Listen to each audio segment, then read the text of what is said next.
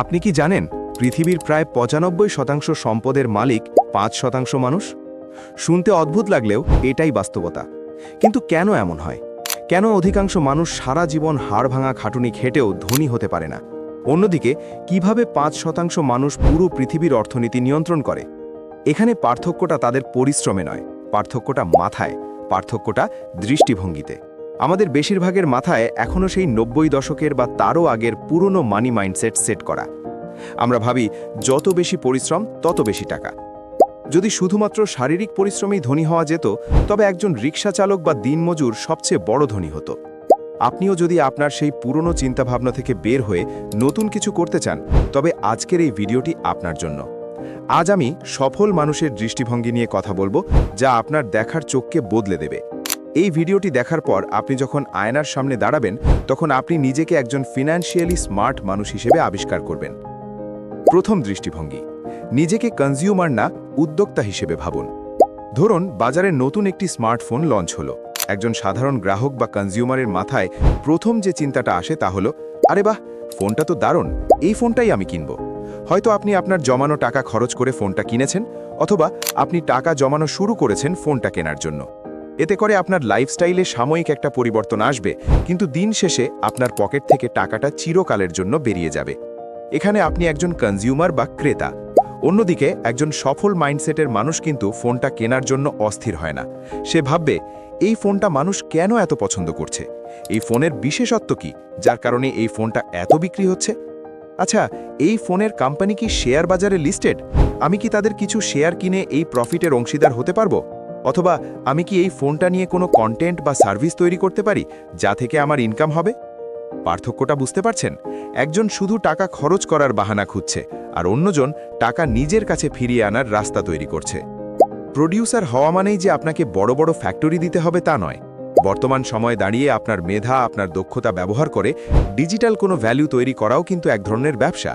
আপনি যদি সারাক্ষণ অন্যের ভিডিও দেখে সময় নষ্ট করেন, তবে আপনি একজন কনজিউমার। অন্যদিকে আপনি যদি ভিডিও বানিয়ে মানুষকে শেখান, তবেই আপনি প্রোডিউসার। তাই নিজের দৃষ্টিভঙ্গি বদলে নতুন কিছু করার চেষ্টা করুন। পৃথিবীতে বেশিরভাগ মানুষই জিরো থেকে শুরু করেছে, তাই কালকের জন্য অপেক্ষা না করে আজ থেকেই শুরু করুন। দ্বিতীয় দৃষ্টিভঙ্গি, সময় বিক্রি করা বন্ধ করুন। সমাজ আমাদের ছোটবেলা থেকে একটা ভুল অঙ্ক শিখিয়েছে, যত বেশি খাটবে তত বেশি টাকা আসবে। কিন্তু একটু ঠান্ডা মাথায় চিন্তা করুন, আপনার হাতে সময় কতটুকু? দিনে মাত্র ২৪ ঘন্টা।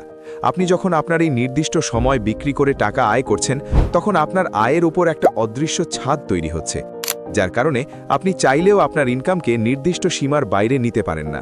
এই লিমিটেশনটাই মধ্যবিত্তকে সারা জীবন মধ্যবিত্ত করে রাখে। একটা উদাহরণ দিয়ে বিষয়টা পরিষ্কার করি। ধরুন আপনার এলাকায় দুইজন মুদি দোকানদার। প্রথমজন প্রতিদিন সকাল থেকে রাত পর্যন্ত দোকানে সময় দেন, কাস্টমার সামলান, হিসাব রাখেন। মোট কথা দোকানের সব কাজ তিনি নিজেই সামলান। এখানে তিনি যতক্ষণ দোকানে থাকছেন ততক্ষণ তার বিক্রি হচ্ছে, ইনকামও হচ্ছে। কিন্তু কখনো যদি তিনি অসুস্থ হন বা দোকান বন্ধ রাখেন, তখন তার ইনকাম কিন্তু সাথে সাথে জিরো, কারণ তিনি সরাসরি তার সময় বিক্রি করে টাকা আয় করছেন। একে বলা হয় অ্যাক্টিভ ইনকাম। অন্যদিকে দ্বিতীয়জন দোকানের সব কিছু একা করেন না। প্রথম নিজেই করতেন, কিন্তু এখন লোক রেখেছেন। পাশাপাশি তিনি একটি ফেসবুক পেজ খুলেছেন এবং এলাকার সবাইকে তার পেজ সম্পর্কে বলেছেন। বর্তমানে তিনি ফোন কলের মাধ্যমেও অর্ডার নেন এবং তা তার কর্মচারী দিয়ে বাসায় পৌঁছে দেন। এখন তার বিক্রিও আগের থেকে অনেক বেড়েছে, কারণ মানুষ এখন এত ব্যস্ত যে নিজের সংসারের জন্য বাজার করারও সময় নেই।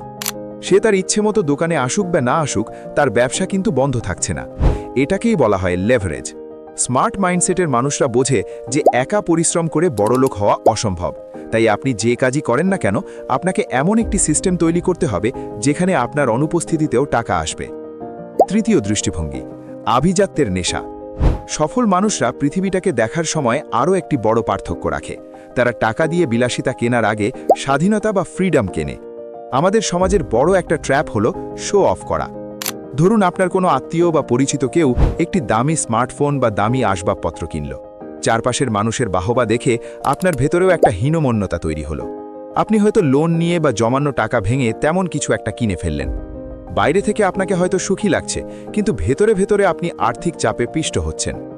স্মার্ট মানুষরা জানে, দামি ঘড়ি পরে অন্যকে সময় দেখানোর চেয়ে নিজের সময়কে নিয়ন্ত্রণ করা অনেক বেশি আভিজাত্যের। তারা আগে এমন জায়গায় ইনভেস্ট করে যা থেকে নিয়মিত আয় আসে, আর সেই অতিরিক্ত আয় দিয়ে পরে শখ পূরণ করে। একবার ভেবে দেখুন, আপনি কি মানুষের হাততালি চান নাকি ব্যাংক অ্যাকাউন্টের নিরাপত্তা? সফল মানুষরা পৃথিবীটাকে অন্যভাবে দেখে, কারণ তারা জানে জীবনটা একটা দাবার বোর্ডের মতো। আপনি যদি শুধু অন্যের চালের অপেক্ষায় বসে থাকেন, তবে আপনি সারা জীবন দাবার গুটি হয়ে থাকবেন। কিন্তু আপনি যদি নিজের দৃষ্টিভঙ্গি আপডেট করেন, তবে পরের চালটা আপনিই দেবেন। যদি আজকের এই ভিডিওটি আপনার দৃষ্টিভঙ্গি কিছুটা হলেও বদলে থাকে, তবে ভিডিওটি আপনার সেই বন্ধুর সাথে শেয়ার করুন যার দৃষ্টিভঙ্গি আপডেট করা জরুরি। কোন বিষয়টি আপনার সবচাইতে বেশি ভালো লেগেছে কমেন্ট করে জানাতে ভুলবেন না। ভালো থাকুন, সুস্থ থাকুন এবং নিজের সময়কে মূল্য দিতে শিখুন। দেখা হবে পরবর্তী ভিডিওতে। ধন্যবাদ।